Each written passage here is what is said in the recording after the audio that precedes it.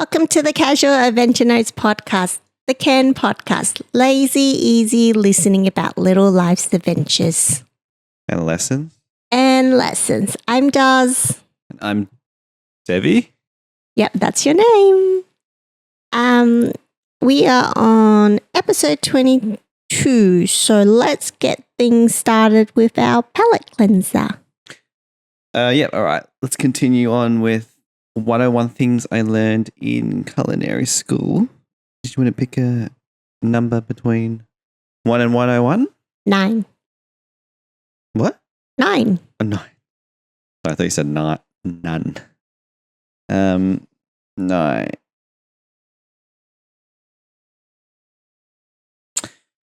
All right. This one is titled 5 Knives Will Do 95% of the Work. Cooks often must buy their own knives to take with them from job to job. It is better to buy fewer, higher quality knives and more inexpensive ones, as they require less effort to use and are less likely to slip and break. Those 5 knives, there's a picture on the side. One is called a paring knife, 2 to 4 inch blade used to cut fruit and vegetable. Boning knife, 5 to 7 inch firm blade used to remove meat from a carcass. Fillet knife, 5 to 8 inches, pliable blade, straight or curved, used for filleting fish. French chef's knife, 8 to 14 inch blade, versatile knife used for chopping, dicing, and mincing. And a serrated slicer, I'm not sure if I pronounced that right, 12 to 14, a jagged tooth blade, typically used to cut bread, but also tomatoes and pineapples. That makes sense because when you buy knife sets, it is a set of 5. Is it? Yeah. Okay. Like if you ever, I'm sure they're not always high end, but you can buy a set of knives and it's always 5. It's 2 smaller ones and 3 big ones. Okay. I didn't know that.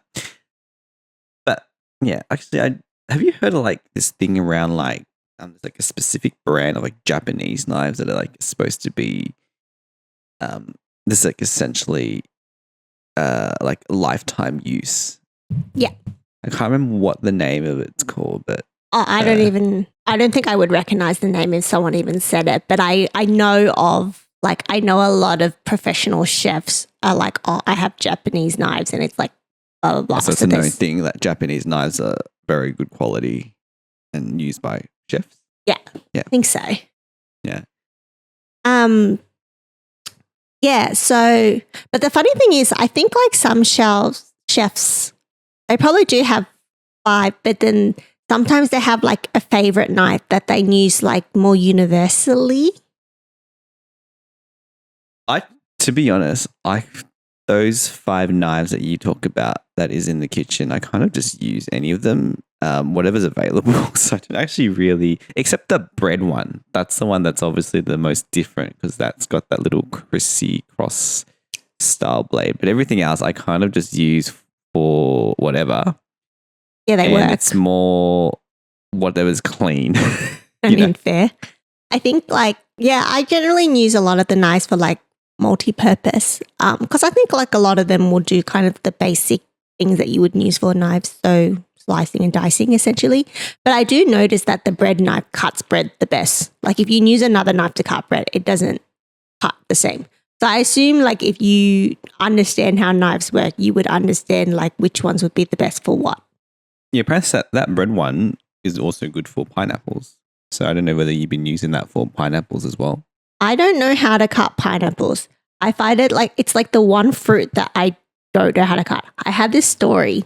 So generally I never buy pineapples, a whole pineapple, purely because I don't know how to cut them. So I always buy canned pineapples. But one time at a party that we hosted, we wanted to make a pina colada bulk batch. And then we thought it'd be cute to have pineapple as garnishes. And I think you must have done the shopping because then you bought a whole pineapple and I just stared at it when we got home and I just saved it for last when I was prepping everything.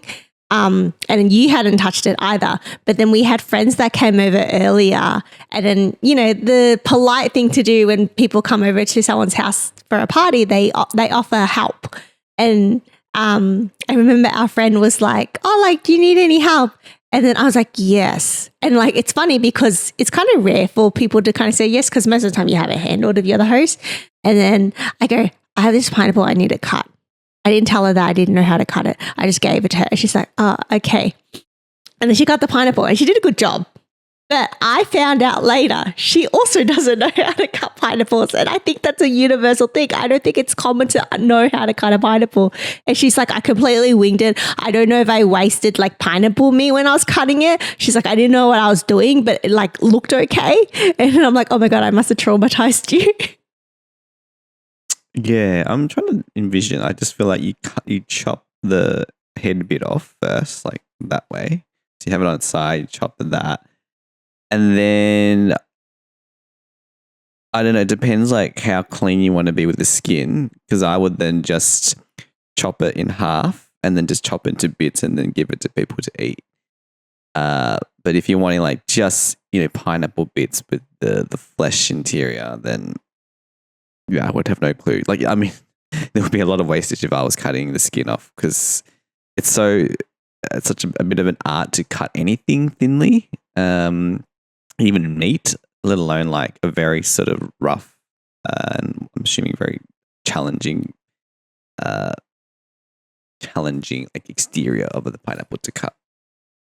I'm sure if you just YouTube, which I'm not sure what you're doing, but you can probably find some like the most efficient way.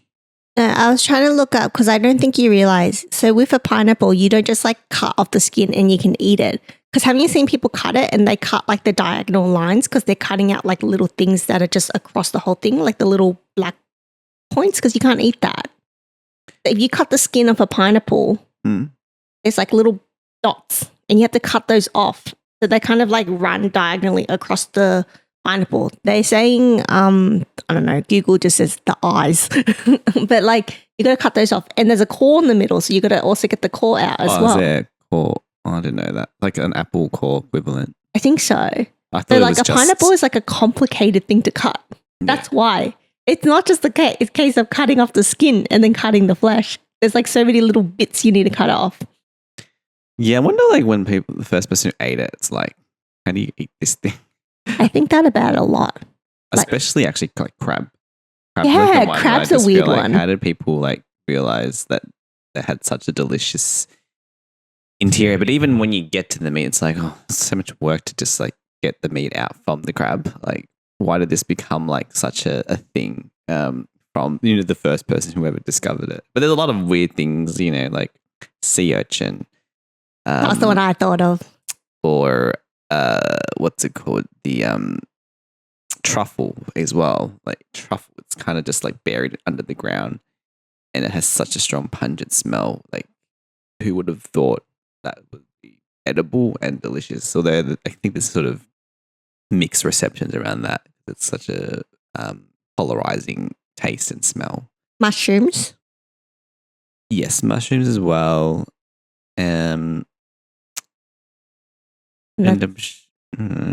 What are you talking about?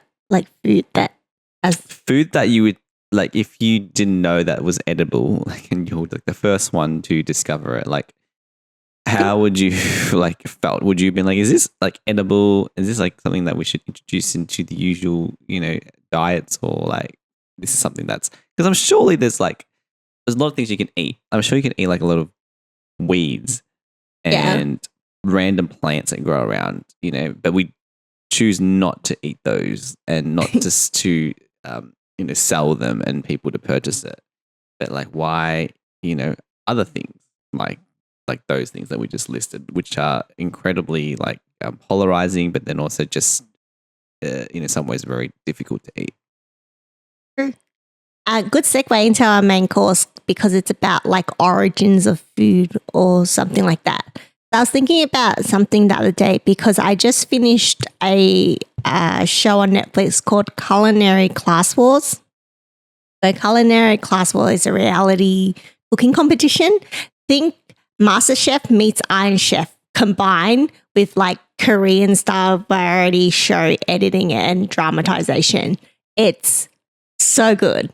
Like, I really enjoyed it. It's the first season. So essentially how it's set up is it opens with 100 chefs and they're broken up by two. I think there's 80 black chefs because they wear black uniforms in the series.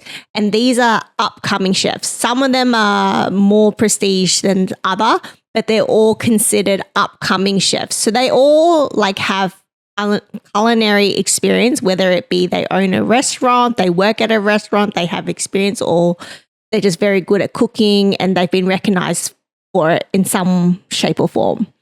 So these are 80 chefs, which they just call the black chefs.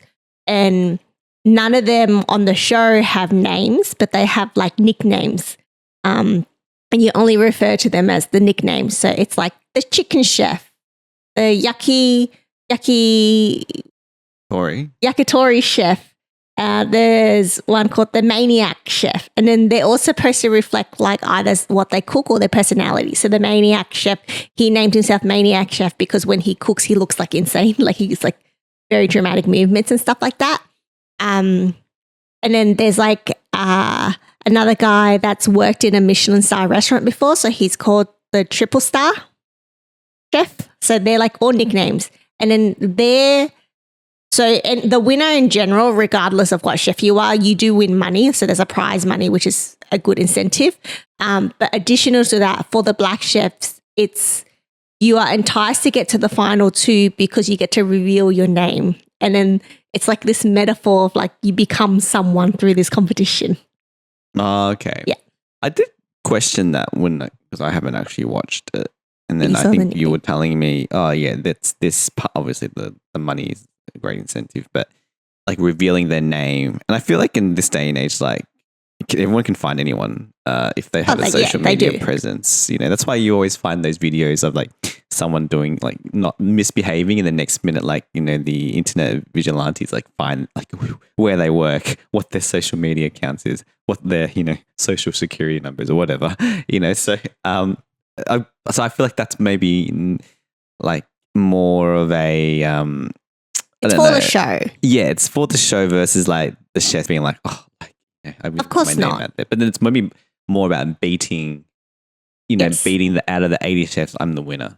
Well, it's a pride thing. Yeah. Which leads me to the other set of chefs. So then the other 20, so that it totals 100, are the white chefs because they wear white chef uniform.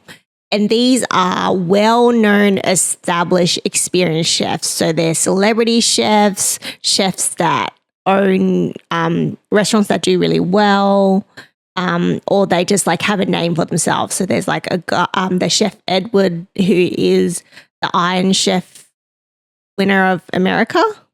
Oh, yeah. There's like this other chef that's like very famous for her dumplings, like internationally. But these are all chefs because they're already well known and established. They all are their names in the show, and they're white chefs. And then it just adds drama to it. The privilege of having their name released, is that what you're saying? Well, their thing is like they got to go through the competitions for their pride. It's to like maintain to maintain their pride, and then it adds a layer of like good conflict to the show because it's like these upcoming chefs want to beat like the most prestigious chef to like prove that they are the best chefs, whereas the white chefs are like I need to prove that there's a reason my name is as well recognized as it is. Like their reputation's on the line. Yeah, they have more to lose essentially. Yeah. Is there like a thing around like if you're like in the kitchen, like the chef that wears white is like the head chef and then everyone else wears black? Is that why they have those established chefs wearing white and then the others wearing black? I haven't read exactly why. I don't think that's normal in any kitchens, but I think like there is that association that a white uniform chef is like the chef. The highest ranking in the kitchen. Yes, I can kind of understand like where that comes from. But it's actually not white versus black. It does at the start. There's little mini competitions where it's like that, but it's actually just one winner. So even the white chefs are kind of like competing against each other. The black chefs are competing against each other at the end of the day because there's only one winner. I find that like so bizarre though. Like, sorry, not related to the show, but like that chefs wear white because white is like the most susceptible to being dirty, like especially working in the kitchen. You know, you got all these meat juices, splatter, oil. It's like it wouldn't make sense for everyone just to wear black, just from a more practical point of view. I feel like I might have spoken and mentioned the same thing because now I'm like flashing back to when we were talking about the bear, and why the bloody character, the main character, was always in a white t-shirt. So like, I've already raised this question. Hopefully we know the answer and it'll ring a bell. Well, it's because the most important thing in a kitchen is for a kitchen to be clean because they're serving people. Yes. So it's like again, it's kind of a pride thing. Like they wear white because it's associated with cleanliness and they're showing how clean they work. Yep. That rings a bell and makes sense because you just Googled it, didn't you? Yeah. I Googled it to validate it, but I knew in my head, like I'm pretty sure that was the answer, but I'm like, oh, I have a computer. I might as well fact check in real time. It's almost like people who like choose to buy like black or dark color cars are like obviously don't have any pride because they want to hide all that dust and that mess that comes onto it. But people that have white cars, you know, like they're the real deal. Like they'll like stick to the True. to their values or, you know, maintain a quality and standard in whatever their career or whatever they do in life. Yeah, so date people who wear white and own white cars. Although the majority of like Teslas are white cars because that's also the default standard car that doesn't cost any extra. So that's also people that are, you know, more economical.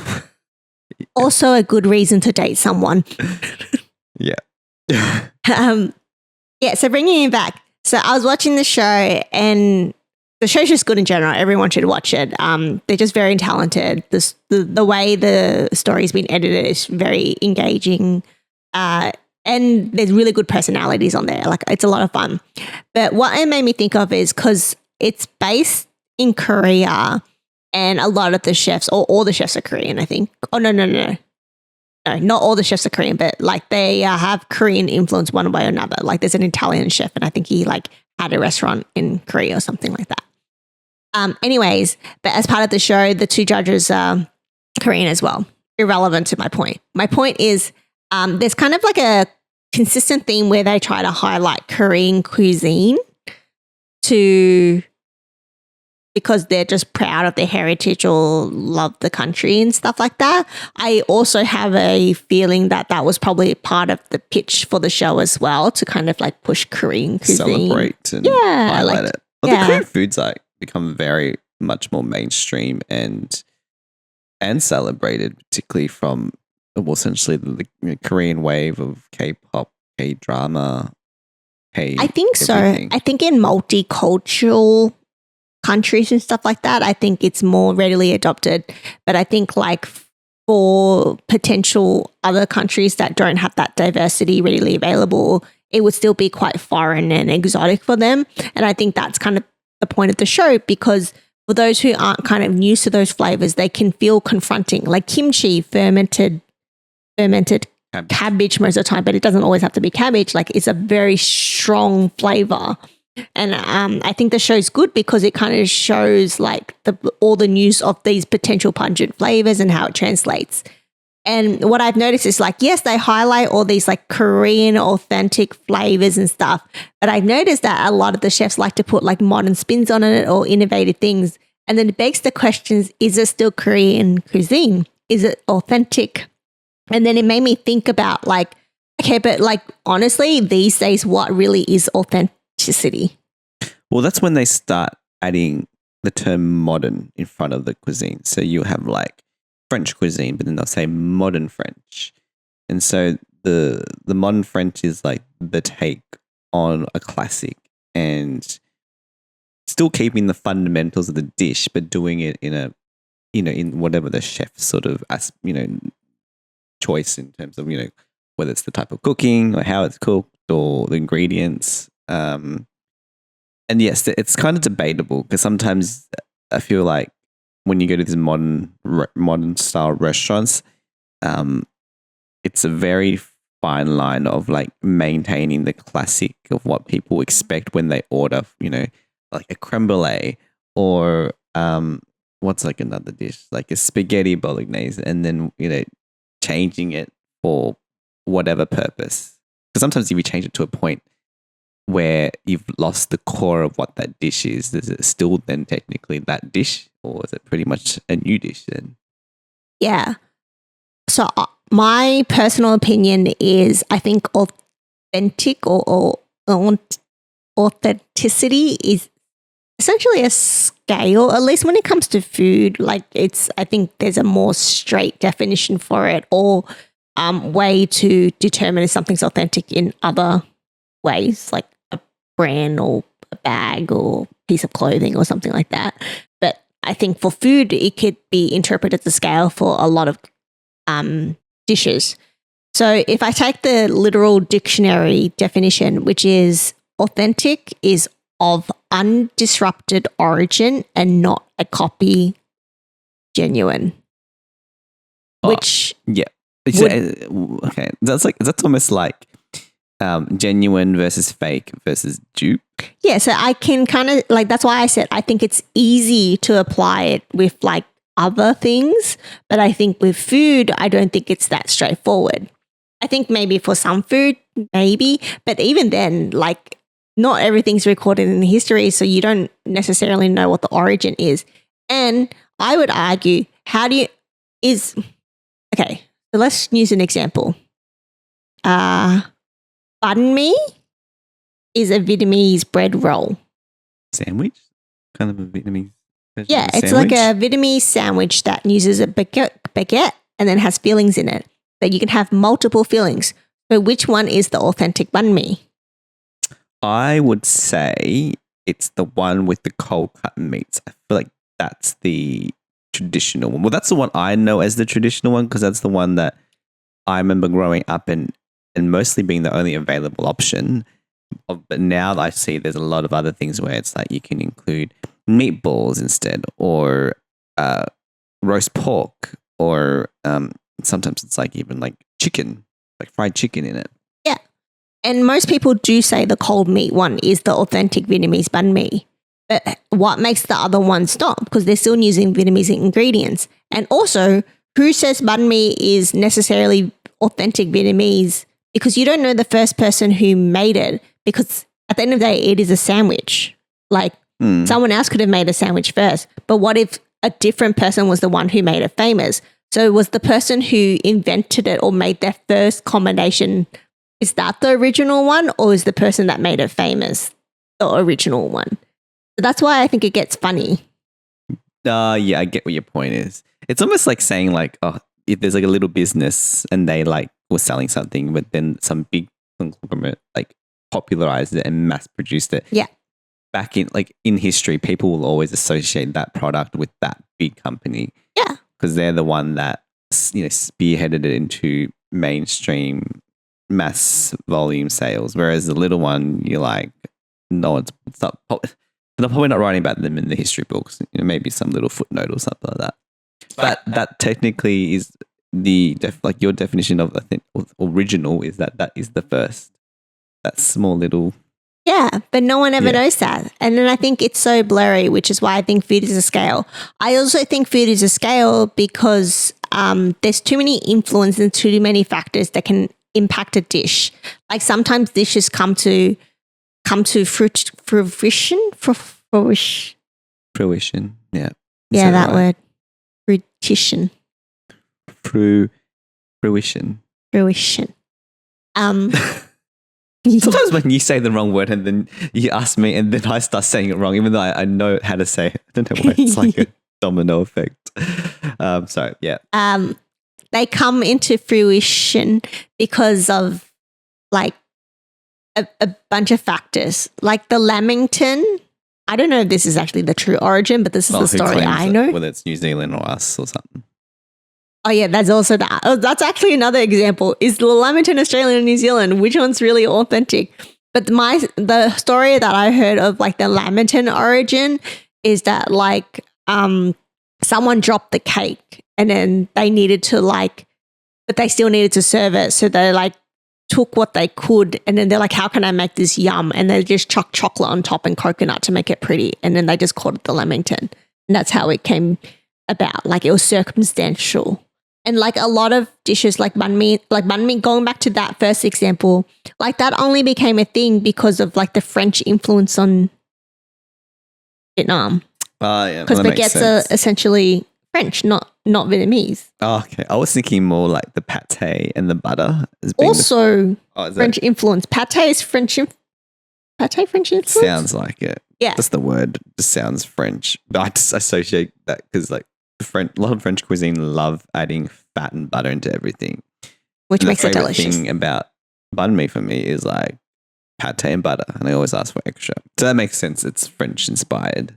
Yes. French influence. Yes. But even like if you think about like modern things that are very popular, if I say Filipino spaghetti, that means something to people. But would you consider that authentic? Like, is the Filipino spaghetti authentic, or do you break it back to its core and you'd be like spaghetti, but spaghetti is Italian, so that's not authentic spaghetti?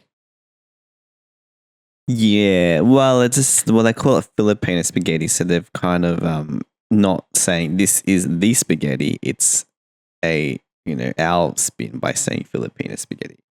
I just think it's really complex, and then I think so. If I like use my own experience, I actually like ran into this early in my adult career.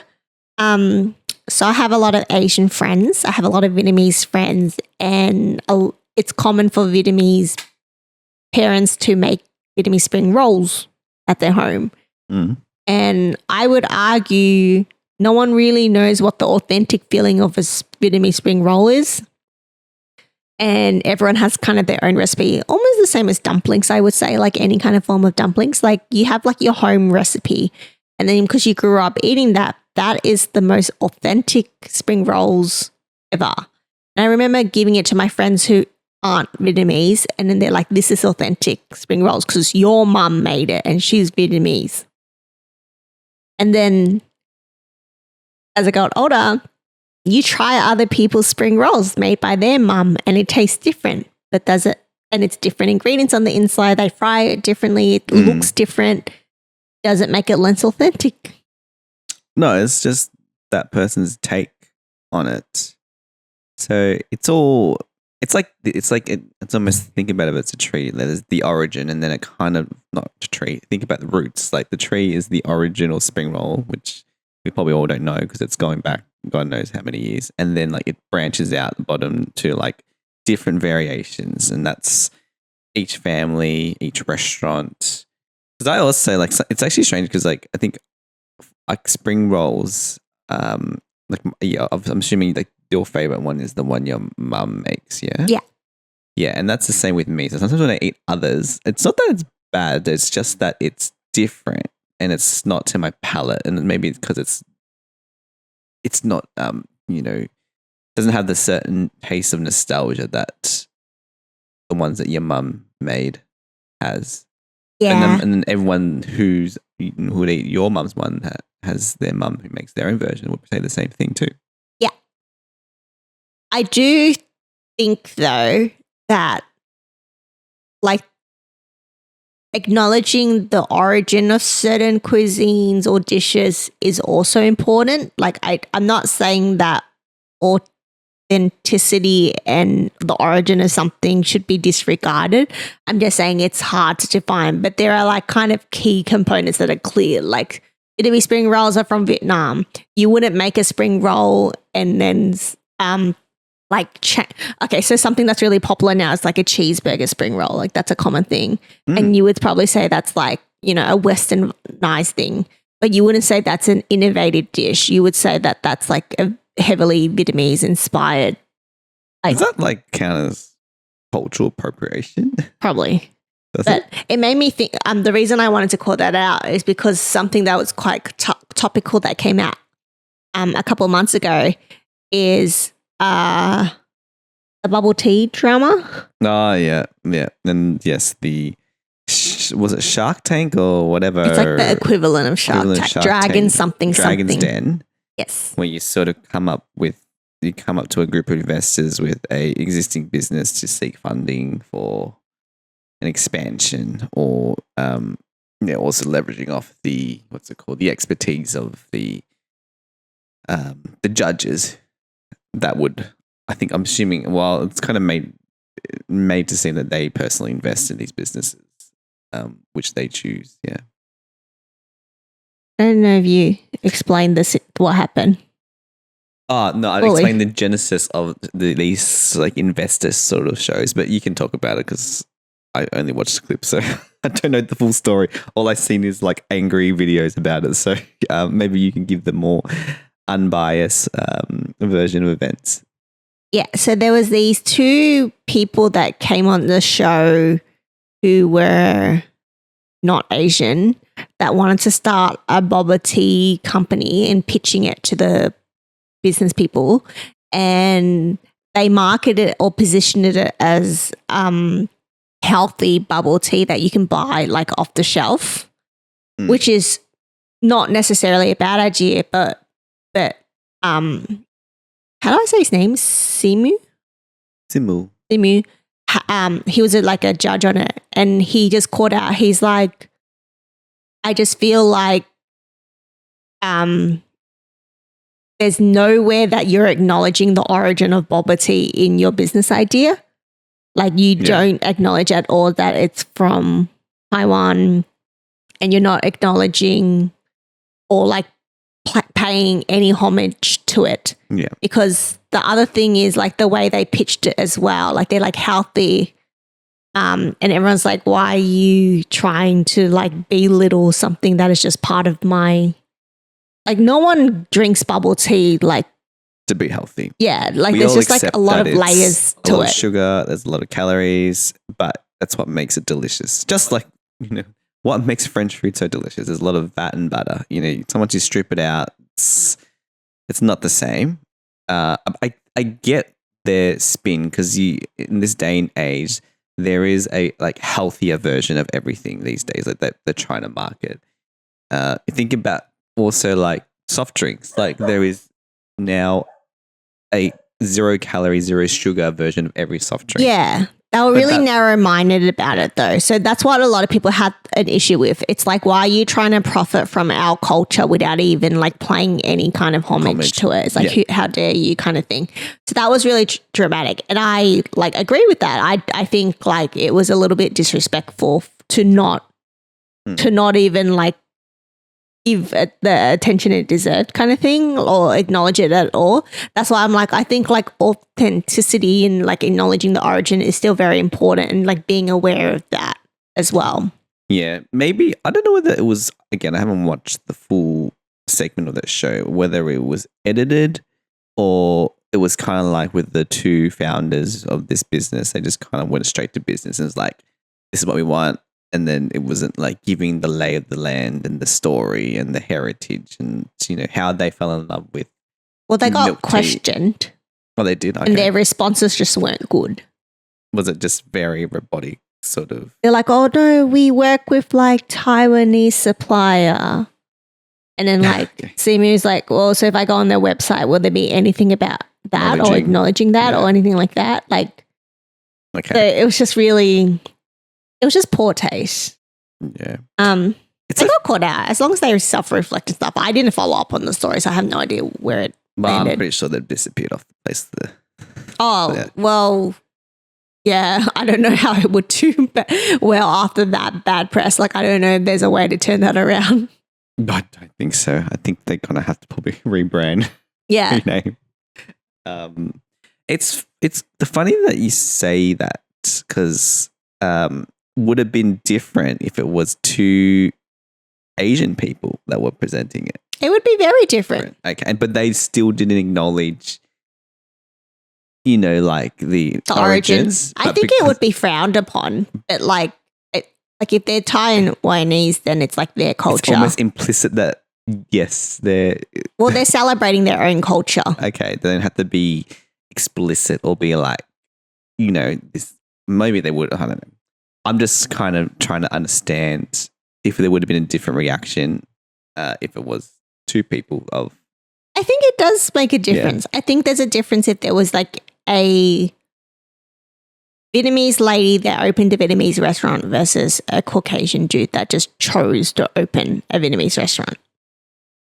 That's true. But that's the other thing. Like, do you ever go to restaurants, whether it's fine dining or casual, and then when you see, like, in the kitchen, like, if you're in a Vietnamese restaurant and it's like a Vietnamese mum and a family and Vietnamese workers, you're like, all right, the food's probably likely going to be good. Whereas if it's not people that look like the culture of the cuisine, you're kind of like, I'm not sure about that. But it could be as tasty and as amazing, but that's the first judgment that you make. You like to have people that are from the origin of the cuisine to cook the cuisine, and you also just assume that it's probably going to be good. Definitely. I do that all the time. I don't know if it's bad I do that, but I definitely do. It's like one of the first things I do when I sit in a restaurant. It's so bad. Because in that Culinary War show, there was non-obvious Korean people, and they cooked, I'm assuming, very amazing Korean food in the show. Yeah, but it's nice because they talk about their origin. Like, they were trained by this Korean chef, or they like lived abroad and really like embrace themselves in the culture. So they are respecting the culture. But you're right. If they open a restaurant and you didn't know that origin, you'd be like, raise an eyebrow. Yeah. The other thing is, this is funny, like, like there's this whole thing on like TikTok, social media, like if you go to like a Vietnamese restaurant and you're not served by like some like preteen kid and then another kid that's like, managing the cash and stuff, like that's the authentic experience. Otherwise everything else isn't that, have you seen that? Yeah, it's like a little bit of comedy and like there's a bit of truth to it, but it's also kind of acknowledging how effed up it is. Because the sad side of it, the reason you probably have kids serving you in a Vietnamese restaurant is because they're immigrant families. Like the owners are probably immigrants who are just trying to make a living, and then they can't hire. They can't afford to look after their kids and run their business to feed their kids at the same time. So they literally have to have their kids at work with them. Like they don't have the work-life balance because they don't have the privilege to have that balance. Does that also explain why, like, sometimes like a very faded sign and menu also indicates authenticity in a lot of, Chinese restaurants in particular? Yeah. Or it's like when you go to get a kebab or a HSP, you need the fluoro sign that's like flashing and overly bright. Otherwise, it's not. Yeah, there's like an association to it. So every like sort of cuisine has some sort of like, something. Not gimmick, but like there's a common thread, and then that's now become like the expectation of what we want to see when we go into a restaurant. Yeah, I think so. But it's like, it's funny. It's like comedy in general.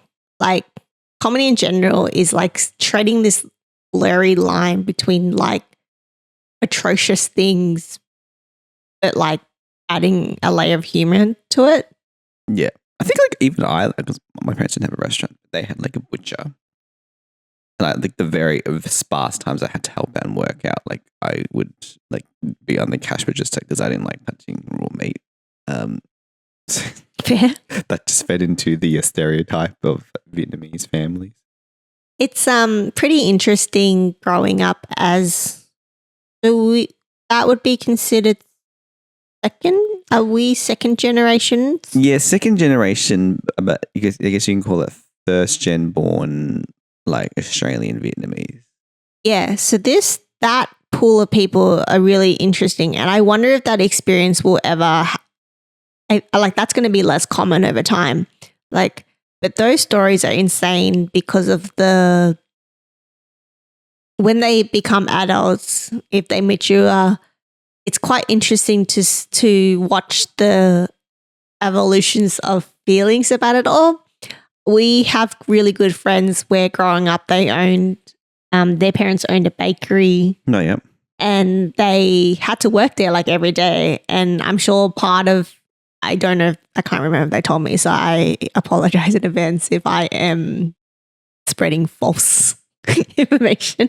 But like I could imagine, like especially as you're younger, like you would feel quite resentful, like having to work and help out with the family business instead of going out to play with the other kids. Definitely. Yeah.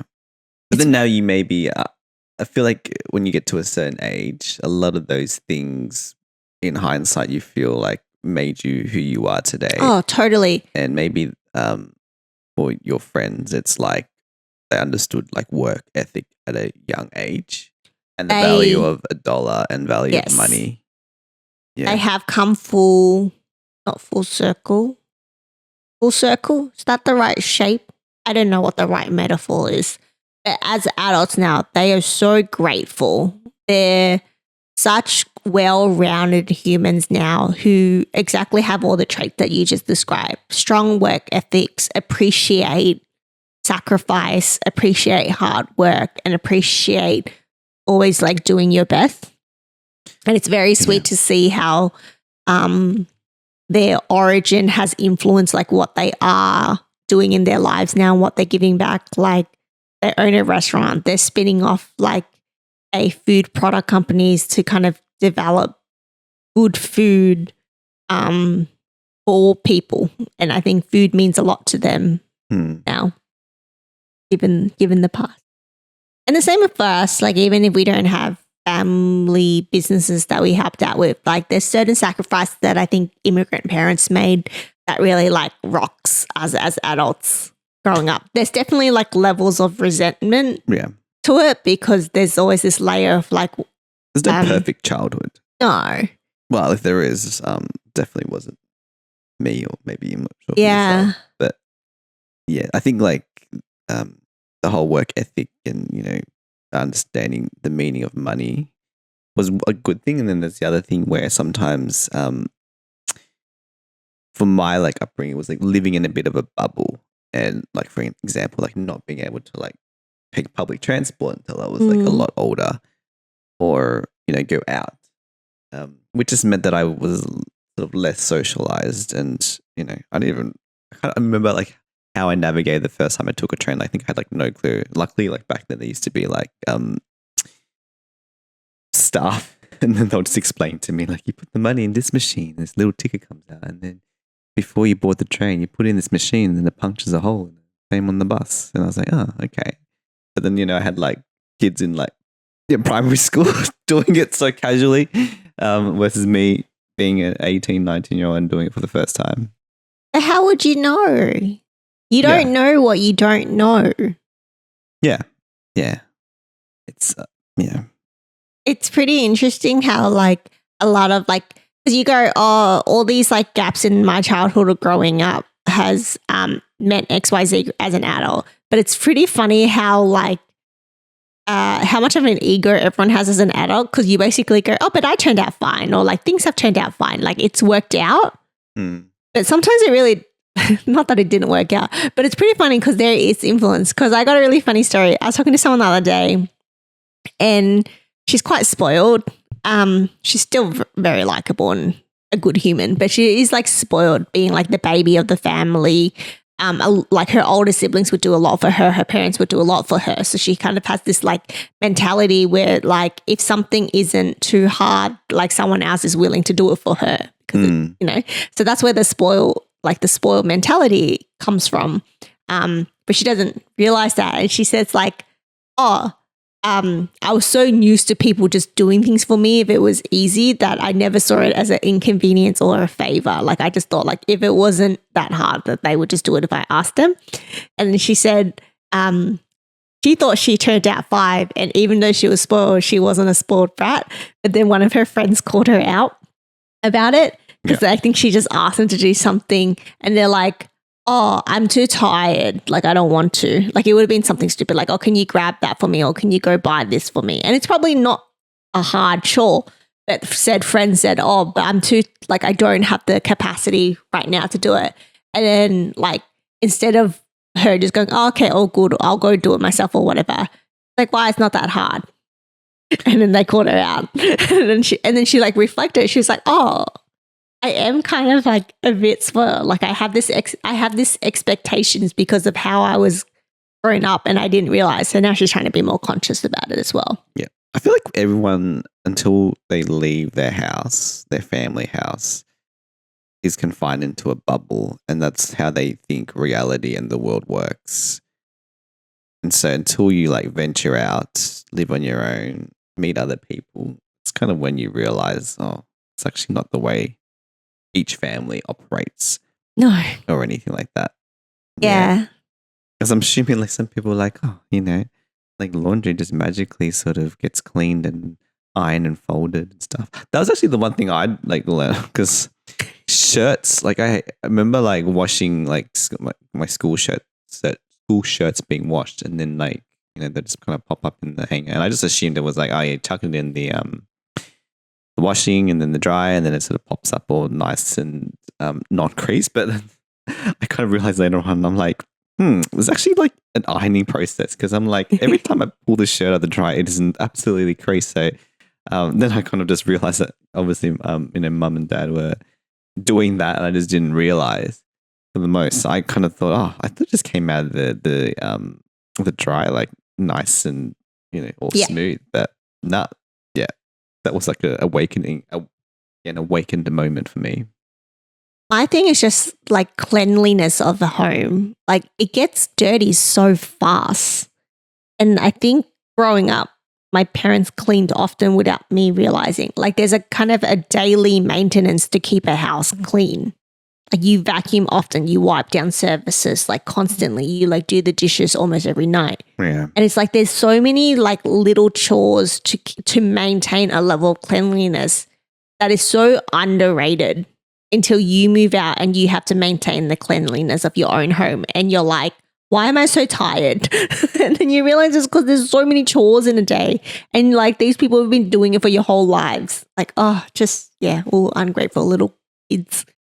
Yeah, or just, if you're still living at home, I would just kind of keep staying at home until you really, That's really not the message you're supposed to move give. out. But then just realize that, once you move out, it's going to be, it's going to be a lot of work.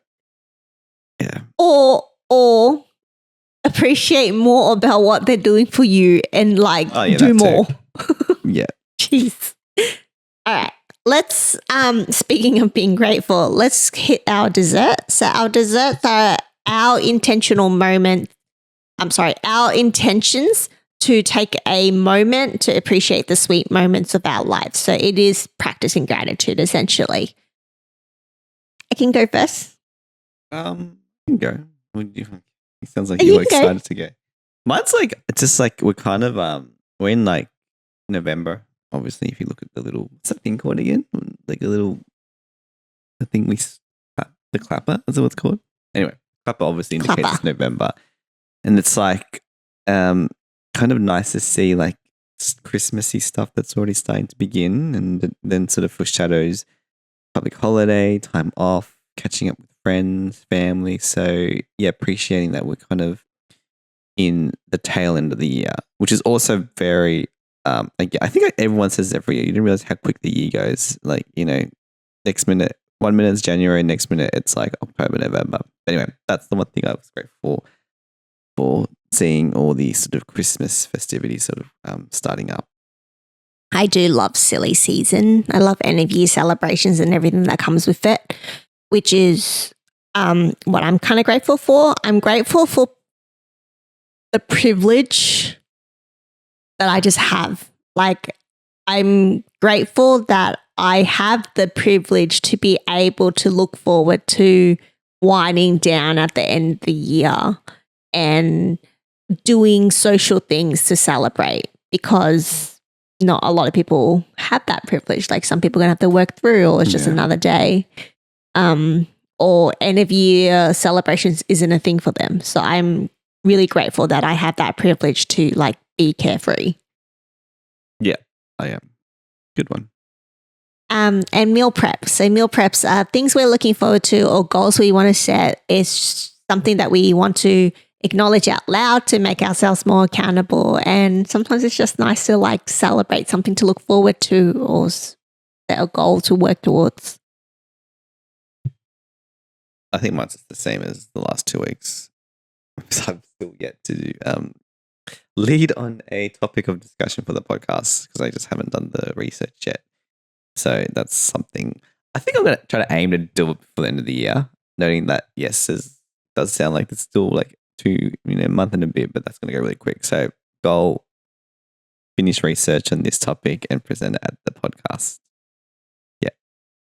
Mine's actually inspired by you. Is that inspiring? Okay. Didn't realize. No, not what you said, just you in general. Oh, okay. Mine is to wear more sunscreen. So, Did I say that? no, I just meant because you're very good at keeping up with wearing sunscreen. So, like, it is good habit for your skin care to wear sunscreen every day because even if it's not a sunny day, the UV is still out there and the sun is really, really bad for your skin, especially long term. And like doctors tell you all the time, like everyone goes, oh yeah, but I need the sun for vitamin D. Yeah. And then, but the doctors goes, you only need 10 minutes in the sun every day with sunscreen, with like 50 plus SPF sunscreen. That's what my doctor used to say like all the time. And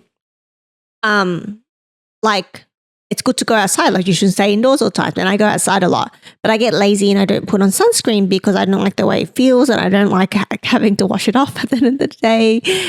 So there's like a level of laziness. So I don't put it on every day. And I want to get into a better habit of doing that because I think like if there is something that happens because I am not, it would be bad. So I want to, just get into a better habit of like applying sunscreen. Hopefully every day actually, but if not, at least every day I go outside. That's a good one. I've only started doing it more religiously as of recent. But it's a good thing to do and start as a habit in your 20s because you only have one set. Or just even when you're little. One skin. So, yes. Take care of it and you'll reap the rewards when you're in your 50s, 60s and you still look like you're in your 30s and 20s. Yeah. Well, it's interesting, right? Because like your parents know the benefit of sunscreen and they know how harmful the sun is probably from personal experience or people they know. So like as a kid, they just put sunscreen on you. So for most of your life, you just get it done for you. And then you get stubborn as you're a youth. You shouldn't. You should be applying sunscreen now. And just then taking care of your skin in general. Yeah. Just even being like, cleansing, moisturizing. Yeah. Yeah. No, you should. Like people say, start those habits early. The other thing I think you should start early, because I didn't start until later in life and I kind of wish I did, just like some form of exercise, just small, because it makes it a lot easier when you're older. Yeah, I think having it as a routine, because like once you start, working full time and you have kids, it's going to be really much harder to build in like a regular mindset to go out and exercise. Yeah. So if you've already ingrained that at a young age, then, it's be much easier to keep with that throughout your life. God, we kind of sound so old. I'm not that old, but I feel like it's so funny. Like reflect like probably like 10 years ago where people were probably giving you advice and you're like, oh yeah, thanks. And then you never did it. And now you're like, oh God. Yeah. Now I'm like going to be one of those We're doubling people. down. But now I'm going to be like, if someone asks for advice or I give unsolicited advice, and I'm like, are you actually going to listen to this? Because when I was in your shoes, I did not listen at all. I just kind of nod my head just to kind of end the conversation and leave. I know. We do sound old. Yeah. The older you get, the more lectures you give. But it comes from, now I know, again, it comes from a place of wanting to be helpful and, passing on your experiences on what to do and not to do. Yeah. For sure. All right. Well, that brings us to the end. Thank you so much for tuning in, for watching or listening wherever you are. We appreciate you. We thank you and we'll see you next time. Cheers. Bye. Bye.